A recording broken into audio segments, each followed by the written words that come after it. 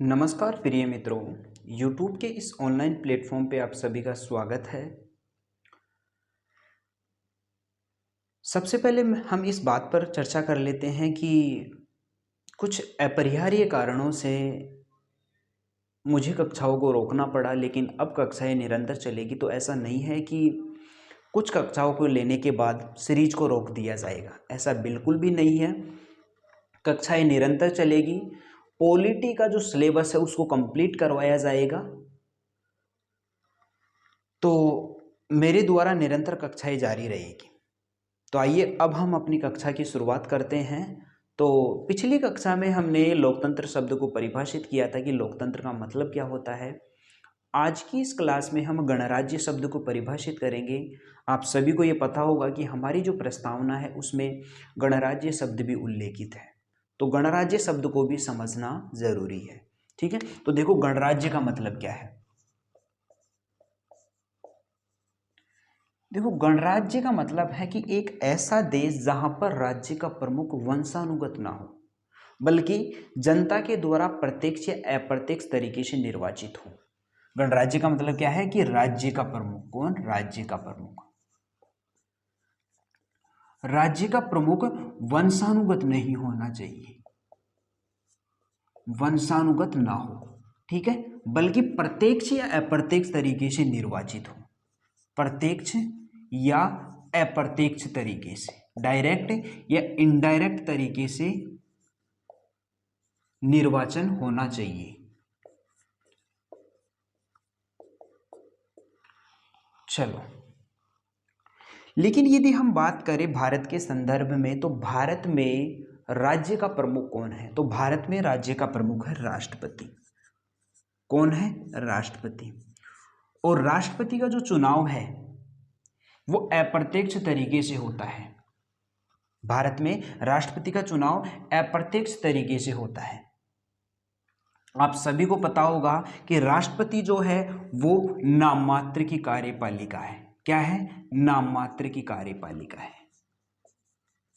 नाम मात्र की कार्यपालिका, नाम मात्र की कार्यपालिका होने का मतलब है कि सभी निर्णय राष्ट्रपति के नाम से लिए जाएंगे। जब हम संसद का टॉपिक देखेंगे तब हम ये देखेंगे कि जब कोई विधेयक लोकसभा और राज्यसभा से पारित होने के बाद राष्ट्रपति के पास जाता है तो राष्ट्रपति क्या करते हैं, उस विधेयक को स्वीकृति देते हैं। हस्ताक्षर के माध्यम से राष्ट्रपति उस विधेयक को स्वीकृति देते हैं। तो इसका मतलब कि राष्ट्रपति के नाम से क्या लिए जा रहे हैं, निर्णय लिए जा रहे हैं। तो राष्ट्रपति जो है वो नाम मात्र की कार्यपालिका है। इसका मतलब कि राष्ट्रपति में नाम मात्र की शक्तियां है, राष्ट्रपति पद में नाम मात्र की शक्तियां निहित है, जबकि वास्तविक शक्तियां जो है वो हमारे प्रधानमंत्री में निहित है। तो प्रधानमंत्री कौन है, प्रधानमंत्री शासन का प्रमुख है। तो शासन का प्रमुख कौन है भारत में, भारत में शासन का प्रमुख है प्रधानमंत्री। कौन है, प्रधानमंत्री। अब हम तुलना करते हैं ब्रिटेन से। देखो ब्रिटेन की बात करें तो ब्रिटेन में राज्य का जो प्रमुख है वो कौन है, वहां का राजा है। कौन है, वहां का राजा, वहां का राजा है। ठीक है, राज्य का प्रमुख राजा है, लेकिन राजा का चुनाव जनता के द्वारा नहीं होता है। राजा का जो पद है वहां पर वंशानुगत है। राजा का पद कैसा है, वंशानुगत है। यानी राजा का बेटा राजा बनेगा, फिर उसका बेटा राजा बनेगा, फिर उसका बेटा राजा बनेगा। इस प्रकार वंश परंपरा के आधार पर वहां पर राजा का चुनाव होता है।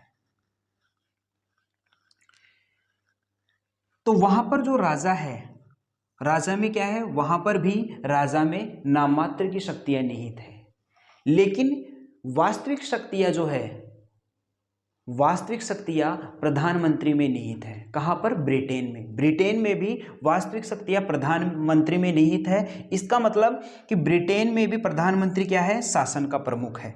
ठीक है, तो ब्रिटेन की बात करें तो ब्रिटेन और भारत में शासन का प्रमुख कौन है, भारत व ब्रिटेन में शासन का प्रमुख है प्रधानमंत्री। ठीक है, इतना हमको समझ में आता है। अब देखो आगे बढ़ते हैं हम। चलो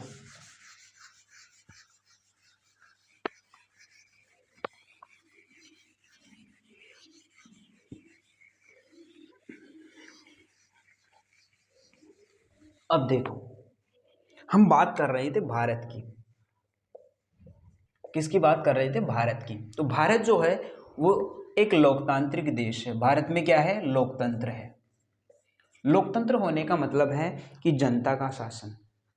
जनता क्या करती है? अपने प्रतिनिधियों के माध्यम से क्या करती है? शासन करती है।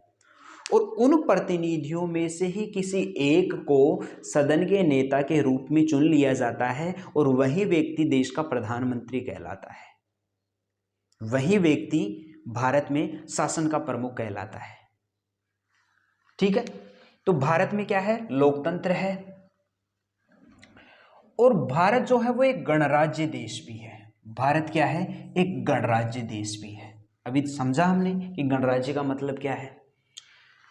अब हमें ब्रिटेन से भी तुलना करनी है, क्योंकि ब्रिटेन से ही हमने संसदीय प्रणाली ली है।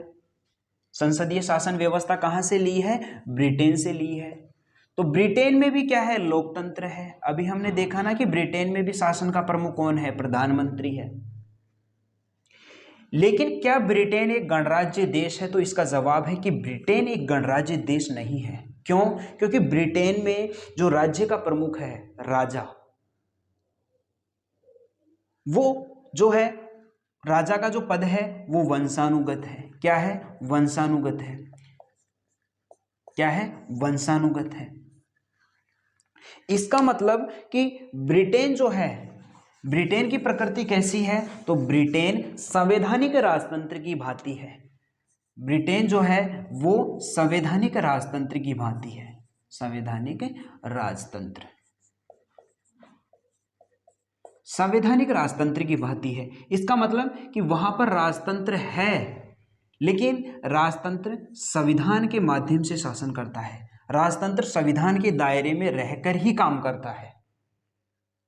ऐसा नहीं है कि राजतंत्र निरंकुश तरीके से शासन करे, ऐसा बिल्कुल भी नहीं है।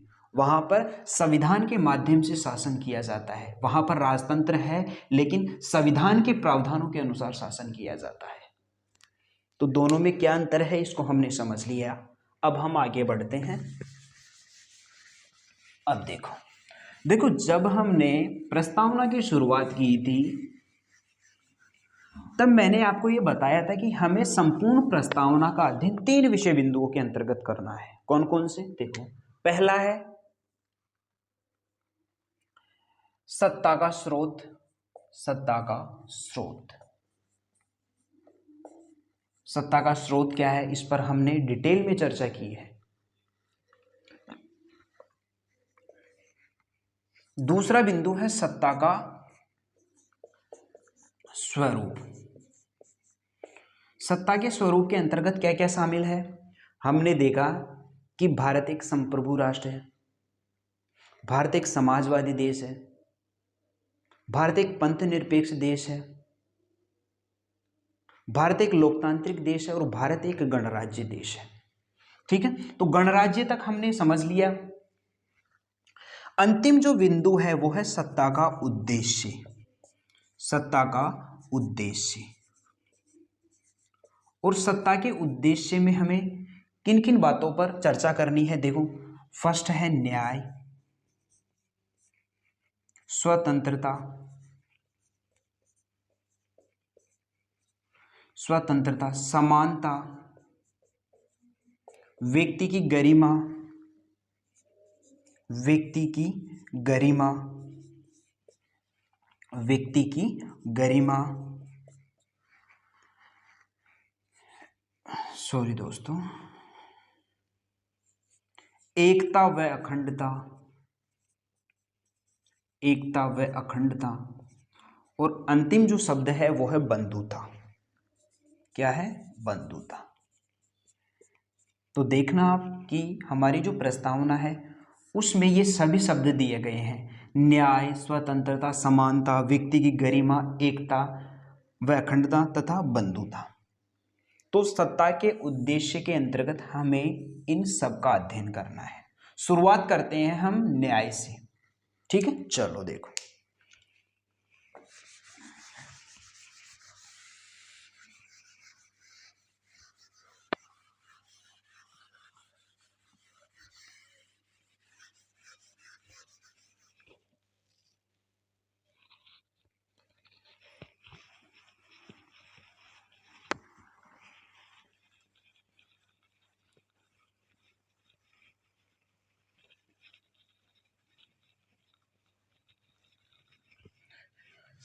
न्याय से हम शुरुआत करते हैं।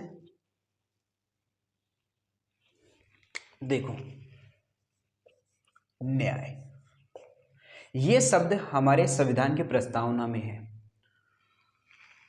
और प्रस्तावना में 3 प्रकार के न्याय दिए गए हैं। कौन कौन से? सामाजिक न्याय,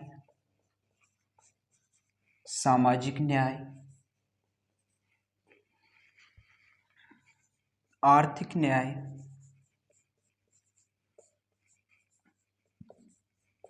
और राजनीतिक न्याय। जब कभी प्रश्न आए कि प्रस्तावना में कितने प्रकार के न्याय हैं, तो आपको बताना है 3 प्रकार के न्याय हैं। सामाजिक न्याय, आर्थिक न्याय, राजनीतिक न्याय। सामाजिक न्याय का मतलब क्या है? सामाजिक न्याय का मतलब है कि समाज में सबके साथ निष्पक्ष व्यवहार करना। सबके साथ क्या करना? निष्पक्ष व्यवहार करना। आपको ये पता होगा कि कई क्षेत्रों में अभी भी इस प्रकार की व्यवस्था है जहां पर जातिगत भेदभाव के उदाहरण हमें देखने को मिलते हैं। लिंग के आधार पर भेदभाव किया जाता है। तो सामाजिक न्याय का मतलब ही यह है कि जातिगत भेदभाव नहीं होना चाहिए, लिंग के आधार पर भेदभाव नहीं होना चाहिए। आज भी कई क्षेत्रों में क्या होता है कि लिंग के आधार पर भेदभाव किया जाता है। पुरुषों को अधिक वरीयता दी जाती है जबकि महिलाओं को कम वरीयता दी जाती है। इस प्रकार की जो संकीर्ण मानसिकता है वो आज भी हमारे समाज में है।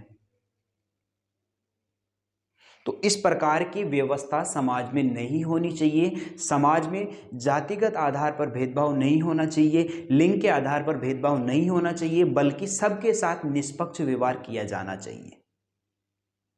सरकार भी इस प्रकार का भेदभाव नहीं कर सकती। सरकार भी क्या करेगी? सबके साथ निष्पक्ष व्यवहार करेगी। राज्य भी सबके साथ निष्पक्ष व्यवहार करेगा। तो सामाजिक न्याय समझ में आता है। अब हम बात करते हैं आर्थिक न्याय की। आर्थिक न्याय का मतलब है कि आर्थिक संसाधनों का न्यायपूर्ण तरीके से वितरण करना। यानी जहां पर संसाधनों की अधिकता है वहां से संसाधनों को कहां पर लेके जाना है? जहां पर संसाधनों की कमी है। इसका मतलब है कि सरकार क्या करे? सरकार इस प्रकार की योजनाएं लेकर आए जो किसके हित में हो? गरीब वर्गों के हित में हो, वंचित वर्गों के हित में हो। साथ ही साथ आर्थिक न्याय का मतलब यह भी है कि महिलाओं को पुरुषों के समान वेतन मिलना चाहिए। पुरुषों के समान महिलाओं को वेतन मिलना चाहिए, अर्थात समान कार्य के लिए समान वेतन मिलना चाहिए। लेकिन वर्तमान समय में भी इस प्रकार के उदाहरण हमें देखने को मिलते हैं कि कई जगह पर महिलाओं के साथ भेदभाव किया जाता है। महिलाओं को पुरुषों के समान वेतन नहीं दिया जाता है, जबकि महिलाएं पुरुषों के समान ही क्या करती है? मेहनत करती है, लेकिन फिर भी महिलाओं को पुरुषों के समान योग्य नहीं समझा जाता। यह हमारे समाज की विडंबना है। ठीक है, तो इस प्रकार की व्यवस्था नहीं होनी चाहिए। आर्थिक न्याय का मतलब है कि सरकार क्या करे? सभी पक्षों में क्या करे? सभी वर्गों के साथ क्या करे? आर्थिक न्याय करे। राजनीतिक न्याय का मतलब क्या है? देखो, राजनीतिक न्याय का मतलब है कि राजनीति में समान भागीदारी सुनिश्चित करना, महिलाओं की समान भागीदारी सुनिश्चित करना। आज भी महिलाएं जो है वो पुरुषों के समान राजनीति में भागीदार नहीं है। यदि हम अनुपात के तौर पे बात करें तो आज महिलाओं की संख्या काफी कम है। कहाँ पर? राजनीति में। तो महिलाओं की राजनीति में भागीदारी सुनिश्चित किया जाना चाहिए, वही कहलाता है राजनीतिक न्याय। ठीक है, तो हमारी जो प्रस्तावना है उसमें कितने प्रकार के न्याय है? 3 प्रकार के न्याय हैं, सामाजिक न्याय, आर्थिक न्याय और राजनीतिक न्याय। इतना हमको समझ में आता है। तो चलो अब हम आगे बढ़ते हैं।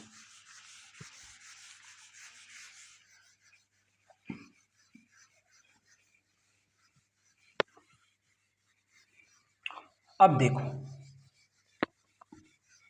न्याय के बाद में हमारी जो संविधान की प्रस्तावना है उसमें एक शब्द दिया गया है, स्वतंत्रता। कौन सा शब्द है? स्वतंत्रता। और प्रस्तावना में कुल 5 प्रकार की स्वतंत्रताएं दी गई है। कितने प्रकार की? 5 प्रकार की स्वतंत्रताएं हैं। तो कभी प्रश्न आए कि प्रस्तावना में कितने प्रकार की स्वतंत्रता है, तो कुल 5 प्रकार की स्वतंत्रता है। ठीक है, देखो, पहली है विचार की स्वतंत्रता। कौन सी स्वतंत्रता? विचार की स्वतंत्रता। दूसरे नंबर की है अभिव्यक्ति की स्वतंत्रता, विचार, अभिव्यक्ति। विश्वास की स्वतंत्रता, विश्वास की स्वतंत्रता। धर्म की स्वतंत्रता, धर्म की स्वतंत्रता। ठीक है, और अंतिम है उपासना की स्वतंत्रता। क्या? उपासना की स्वतंत्रता। तो क्रम भी पूछ सकता है एग्जाम में, ये क्रम भी पूछा जा सकता है। ठीक है, देखो अब हम शुरू करते हैं विचार की स्वतंत्रता से। विचार की स्वतंत्रता का मतलब क्या है? विचार की स्वतंत्रता का मतलब है कि चिंतन करना, मनन करना। क्या करना? चिंतन करना, चिंतन करना, चिंतन करना। चिंतन करना जो है वो एक मानसिक कार्य है। क्या है? एक मानसिक काम है, मानसिक या आंतरिक, मानसिक या आंतरिक कार्य है। कौन? चिंतन करना, विचार करना। देखो, मानसिक या आंतरिक कार्य किस प्रकार से है? जब हम विचार करते हैं, चिंतन करते हैं, मनन करते हैं, तो किसी एकांत जगह में बैठकर हम क्या करते हैं? चिंतन करते हैं, मनन करते हैं, ताकि हमें कोई डिस्टर्ब ना कर सके। इसका मतलब हम आंतरिक चेतना के आधार पर सोचते हैं। जैसे हमें कहीं भाषण देना है तो हम पहले ये सोचते हैं कि हमें भाषण में कौन कौन से मुद्दों को शामिल करना है। आंतरिक स्तर पर हम ऐसा सोचते हैं, मन ही मन हम सोचते हैं, उसे कहते हैं विचार की स्वतंत्रता। क्या? विचार की स्वतंत्रता। इसका मतलब कि विचार करना क्या है? एक मानसिक कार्य है, एक आंतरिक काम है, क्योंकि हम मन ही मन क्या कर रहे हैं? विचार कर रहे हैं। लेकिन यदि हम अभिव्यक्ति की बात करें तो अभिव्यक्ति का मतलब है कि हमने जो विचार किया है, हमने जो सोचा है, उस विचार को प्रकट करना। जैसे हमें कहीं पर भाषण देना है तो पहले तो हमने विचार किया कि हमें इन इन मुद्दों पर क्या करनी है? बात करनी है।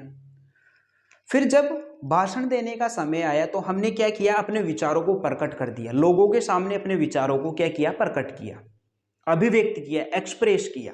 ठीक है, तो अभिव्यक्ति का मतलब है कि विचार को प्रकट करना, विचार प्रकट करना, विचार प्रकट करना। और विचार प्रकट करना, इसका मतलब ये क्या है? अभिव्यक्ति क्या है? एक बाह्य कार्य है। क्या है? बाह्य कार्य है, क्योंकि अब हमने अपने विचारों को बाहर प्रकट कर दिया, अब लोगों के सामने अपने विचारों को रख दिया, उसे इसीलिए ये क्या है? एक बाह्य कार्य है। थर्ड नंबर है विश्वास की स्वतंत्रता। विश्वास की स्वतंत्रता का मतलब है कि हम अपनी इच्छा अनुसार किसी भी विचारधारा को स्वीकार कर सकते हैं, किसी भी विचारधारा को क्या कर सकते हैं? किसी भी विचारधारा को स्वीकार कर सकते हैं, लेकिन वह विचारधारा संविधान सम्मत होनी चाहिए। संविधान के प्रावधानों के अनुसार होनी चाहिए। जैसे हम गांधीवादी विचारधारा को स्वीकार करें, गांधीवादी विचारधारा, गांधीवादी विचारधारा, गांधीवादी विचारधारा, जैसे गांधी जी जो थे वो सत्य, अहिंसा, इनकी बात करते थे। तो ये जो आदर्श है, इन आदर्शों को हम अपना ले, उसी को कहते हैं गांधीवादी विचारधारा। इन आदर्शों को अपनाना किस विचारधारा के तहत? गांधीवादी विचारधारा के तहत। ठीक है। अब है धर्म की स्वतंत्रता। क्या है? विश्वास की स्वतंत्रता समझ में आ गया होगा। अब हम बात करें धर्म की स्वतंत्रता। धर्म की स्वतंत्रता का मतलब है कि हम अपनी इच्छा अनुसार किसी भी रिलीजन को स्वीकार कर सकते हैं। हमारे ऊपर ये बाध्यता नहीं होती है कि हम किसी एक निश्चित धर्म को ही स्वीकार करें। हम किसी भी धर्म को स्वीकार कर सकते हैं, किसी भी रिलीजन को स्वीकार कर सकते हैं, किसी भी रिलीजन को हम क्या कर सकते हैं? स्वीकार कर सकते हैं।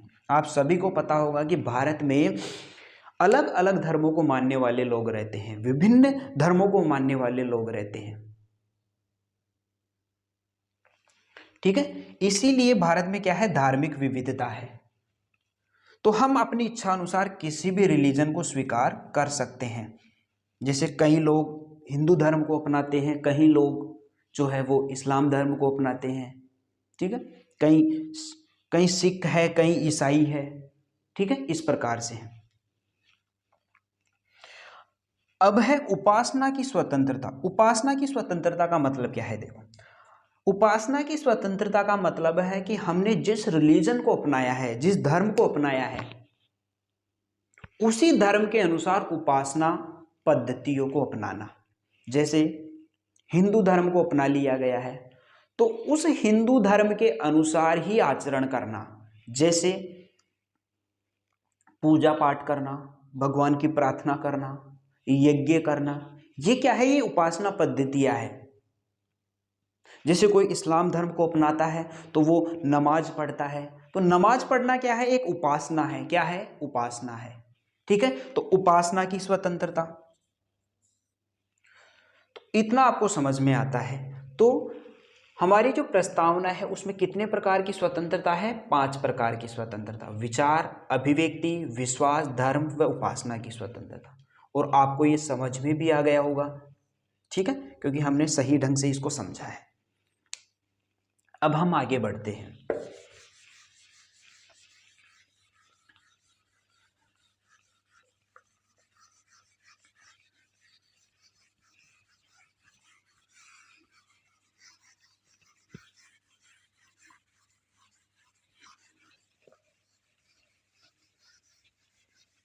अब देखो, अब हम बात करेंगे समानता पर, इक्विलिटी। समानता, समानता शब्द भी प्रस्तावना में दिया गया है। और प्रस्तावना में 2 प्रकार की समानता है। कितने प्रकार की? 2 प्रकार की समानता है। फर्स्ट, प्रतिष्ठा की समानता। कौन सी समानता? प्रतिष्ठा की समानता। प्रतिष्ठा की समानता। सेकंड, अवसर की समानता। अवसर की समानता। अवसर की समानता। अब देखो, सबसे पहले हम समझेंगे कि प्रतिष्ठा की समानता का मतलब क्या है। देखो, प्रतिष्ठा की समानता का मतलब है कि हम समाज में जाति, धर्म, लिंग, इनके आधार पर किसी व्यक्ति का स्थान निर्धारित नहीं कर सकते।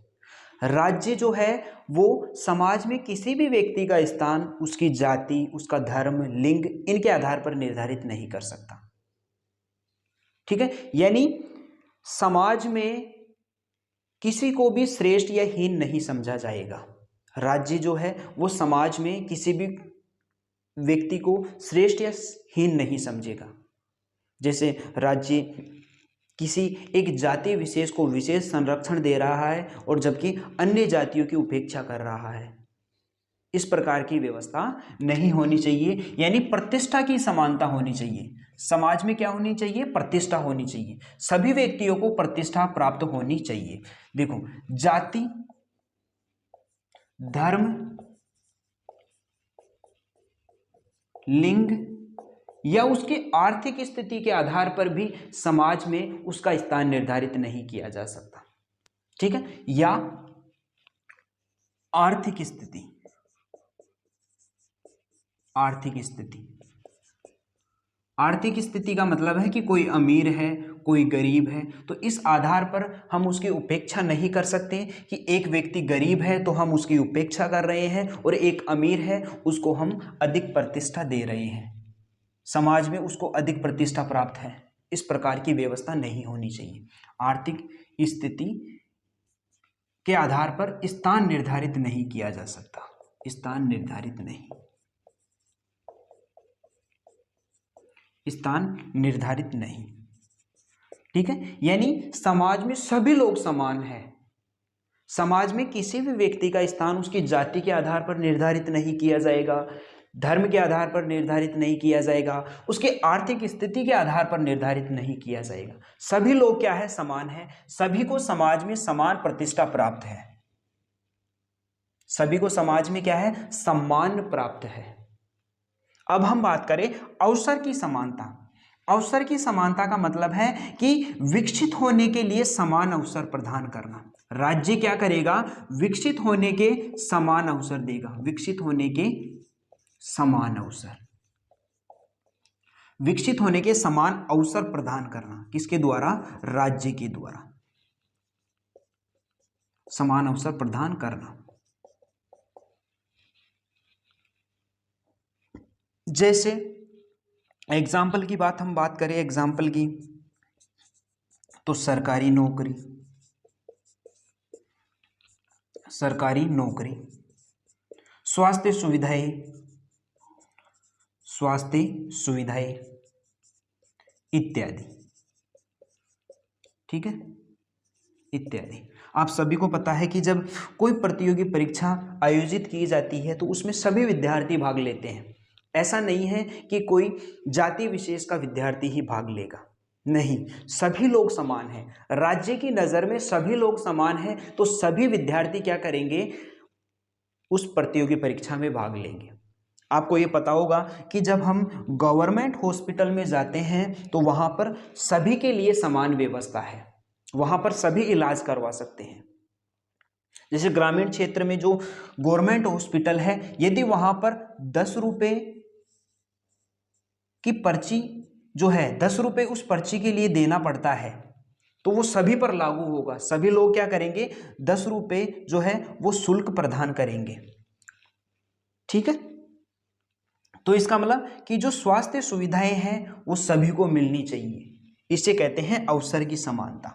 जैसे कोई सार्वजनिक पार्क है, कोई गवर्नमेंट पार्क है, तो वहां पर सभी लोग जा सकते हैं, सभी लोग खेल कूद सकते हैं, सभी जातियों के जो बच्चे हैं वो खेल कूद सकते हैं। ठीक है? इसका मतलब कि अवसर की समानता होनी चाहिए, इतना हमको समझ में आता है। तो समानता कितने प्रकार की है प्रस्तावना में? 2 प्रकार की समानता है। तो उम्मीद है कि आपको समझ में आ गया होगा। अब हम बात करेंगे व्यक्ति की गरिमा की।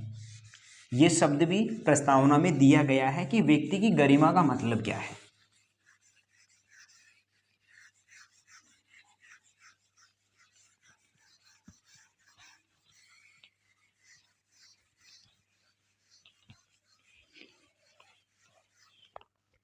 व्यक्ति की गरिमा,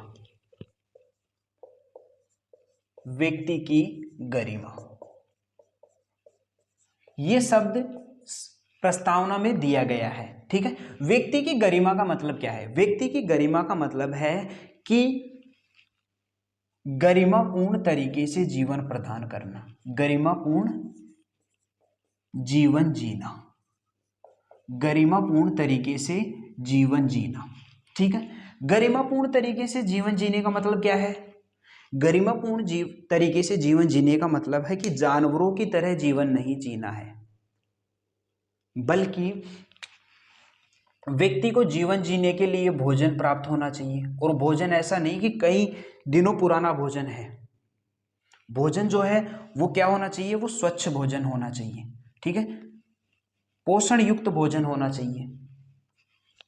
भोजन, वस्त्र, गरिमापूर्ण तरीके से जीवन जीने के लिए वस्त्र भी जरूरी है, और वस्त्र भी ऐसे नहीं, अच्छे वस्त्र होनी चाहिए। आवास होना चाहिए, रहने के लिए घर होना चाहिए, घर अच्छा होना चाहिए, ठीक है, घर में सभी सुविधाएं होनी चाहिए, ठीक है। शिक्षा, शिक्षा, गरिमापूर्ण तरीके से जीवन जीने के लिए शिक्षा भी जरूरी है। शिक्षा जो है वो क्या है, वो एक जो है एक मूल्य है, क्या है, एक मूल्य है, ठीक है। शिक्षा, स्वास्थ्य, स्वास्थ्य यानी अच्छा स्वास्थ्य मिलना चाहिए, यदि बीमार हो जाए तो अच्छे हॉस्पिटल में इलाज होना चाहिए। इसका मतलब कि गरिमापूर्ण तरीके से जीवन जीना चाहिए। गरिमापूर्ण तरीके से जीवन किस प्रकार जिया जाता है, भोजन, वस्त्र, आवास, शिक्षा, स्वास्थ्य सुविधाएं ये मिलनी चाहिए, ठीक है। उसी को कहते हैं हम व्यक्ति की गरिमा, ठीक है, व्यक्ति की गरिमा। तो इतना आपको समझ में आता है। तो हमने आज की क्लास में क्या समझा, आज की क्लास में हमने गणराज्य शब्द को परिभाषित किया, न्याय शब्द को परिभाषित किया, न्याय, स्वतंत्रता, ठीक है, और समानता, और अंतिम में जो है वो है व्यक्ति की गरिमा। इन शब्दों को हमने परिभाषित किया। तो आज की क्लास को हम यहीं पे विराम देते हैं। कल हम आगे चर्चा करेंगे और लगभग 2 ही दिनों में प्रस्तावना को कंप्लीट करेंगे, ठीक है। और प्रस्तावना जो है वो हम डिटेल में पढ़ रहे हैं, ठीक है। तो आप सभी प्रश्नों को सॉल्व करने का प्रयास करें। नमस्कार, जय हिंद।